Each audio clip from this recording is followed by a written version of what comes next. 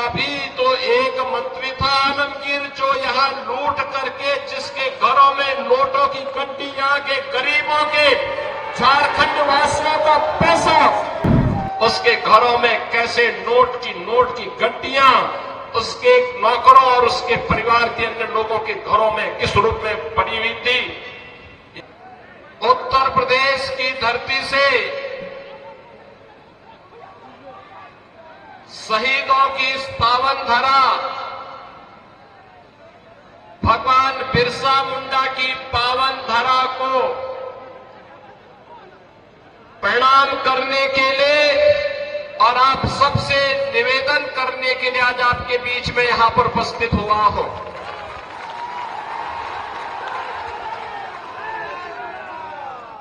दीपावली का पर्व आपने भी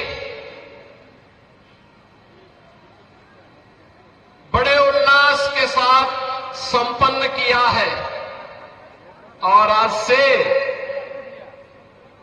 छठ महापर्व का भी आयोजन प्रारंभ होने जा रहा है। आप सबको मैं छठ की हृदय से बधाई देता हूं और छठी माई आप सबके जीवन में खुशहाली लाए, इसकी भी प्रार्थना करता हूं। बहनों और भाइयों, आपने अभी पिछले दिनों हरियाणा विधानसभा के चुनाव के परिणाम को देखा होगा। हरियाणा के चुनाव के पहले सभी लोग क्या बोलते थे और जब चुनाव के परिणाम आए तो अकेले भारतीय जनता पार्टी 2/3 से अधिक सीट जीती और कांग्रेस धराशायी हो गई। हरियाणा के लोगों से जब पत्रकारों ने पूछा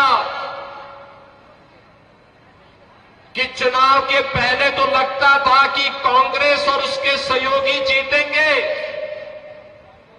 ये कैसे हुआ, तो हरियाणा की जनता ने कहा कि विकास, सुरक्षा, सुव्यवस्था और सुशासन के लिए डबल इंजन आवश्यक है और मोदी जी के नेतृत्व में अगर डबल इंजन की सरकार चले तो सोने में सुहागा है। इसलिए हरियाणा की जनता ने निर्णय लेकर के फिर से भारतीय जनता पार्टी को विजयी बनाया है। बहनों और भाइयों, हमारा ये झारखंड एकोडर्मा प्राकृतिक संसाधनों से भरपूर है। धरती आबा भगवान बिरसा मुंडा की पावन धरा है, शहीदों की धरा है।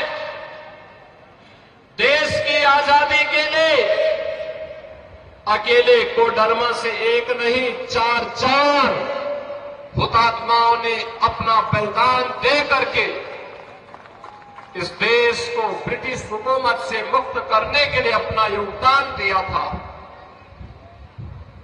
लेकिन आज क्या हो रहा है झारखंड में, मैं देख रहा था। एक आलमगीर आलम थे, औरंगजेब, देश को लूटा था उसने, देश के पवित्र मंदिरों को नष्ट किया था उसने।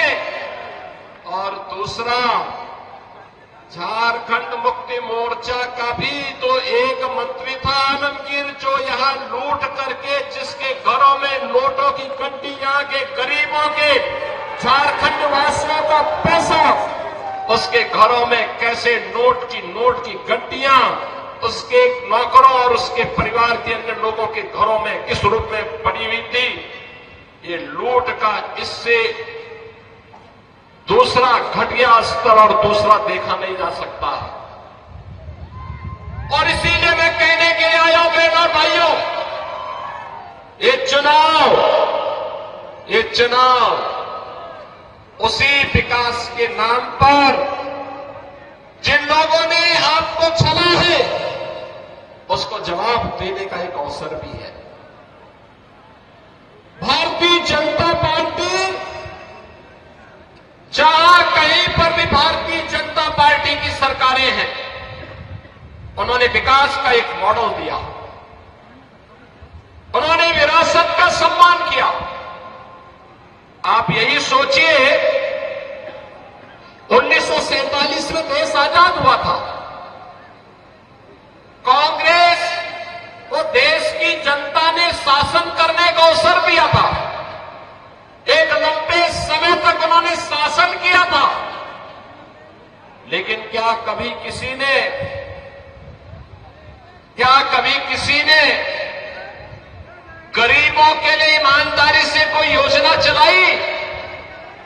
बहनों और भाइयों, मोदी जी जब 2014 में प्रधानमंत्री बने थे, मीडिया ने उनसे पूछा था कि प्रधानमंत्री बनने के बाद आपका एजेंडा क्या होगा? मोदी जी ने कहा, एक लाइन में उन्होंने कहा था, सबका साथ और सबका विकास।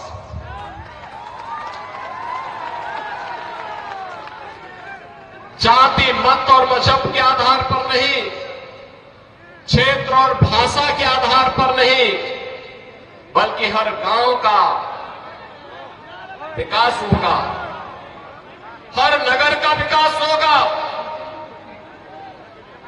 गरीब, किसान, नौजवान, महिलाएं, इन सब का विकास होगा। देश की सुरक्षा के साथ कोई भी समझौता नहीं होगा। देश का सुरक्षा का मॉडल क्या होना चाहिए, ये आज आप देख रहे होंगे। कांग्रेस की सरकारें हुआ करती थी, तब चीन हमारे देश के अंदर घुसता था, और आज आप देख रहे होंगे, समाचार रोज पढ़ रहे होंगे, आज चीन की सेनाएं पीछे हट रही हैं और वहां पर भारत की सेना गश्त कर रही है। पाकिस्तान तो अब भारत का नाम सुनकर के ही कंपकपी शुरू हो जाती है। पाकिस्तान को जैसे लगता है, अब जब उसको कहीं सुनवाई नहीं होती तो यूएन में कहता है, उसको सपने आते हैं, कहता है कि भारत कभी भी हम पे हमला कर सकता है, हमारी जान बचाओ। सरकार तो ऐसे ही होनी चाहिए जो दुश्मन के दिल को दहला सके, और यही आज भारत की सरकार कर रही है। श्रेष्ठ भारत पर खबरों से जुड़े रहने के लिए चैनल को सब्सक्राइब और लाइक करें, बेल आइकन दबाएं और देखते रहें श्रेष्ठ भारत।